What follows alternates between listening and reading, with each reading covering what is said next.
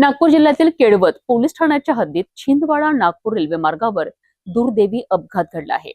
रेल्वेची धडक लागून 50 वर्षीय शेतकऱ्याचा मृत्यू झाला असून या घटनेमुळे परिसरात हळहळ व्यक्त केली जात आहे।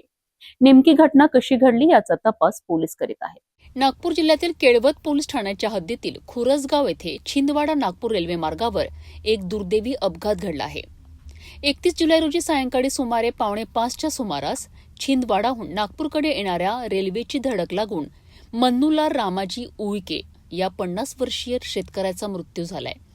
घटनेची माहिती मिळताच सामाजिक कार्यकर्ता हितेश बनसोड यांनी केळवत पोलीस ठाण्याशी संपर्क साधला। त्यानंतर पोलीस निरीक्षक आशिष सिंग ठाकूर आपल्या पथकासह तात्काळ घटनास्थळी दाखल झालेत आणि पंचनामा व इतर कायदेशीर कारवाई सुरू झाली। प्राथमिक माहितीनुसार रेल्वेची धडक नेमक्या कोणत्या कारणामुळे बसली याचा तपास केळवत पोलीस करीत आहेत। मृतदेह सावनेर ग्रामीण रुग्णालयात आणण्यात आला। डॉक्टरांनी तपासणीनंतर मृत घोषित केल्यानंतर शवविच्छेदनाकरिता मृतदेह रवाना करण्यात आला। दरम्यान हितज्योती आधार फाउंडेशनच्या स्वयंसेवकांनी मृतदेह बाहेर काढण्याकरिता मोलाची मदत केली आहे। तसेच केळवत पोलीस आणि स्थानिक नागरिकांनीही घटनास्थळी आवश्यक सहकार्य केलेत। या प्रकरणाचा पुढील तपास केळवत पोलीस करीत आहेत।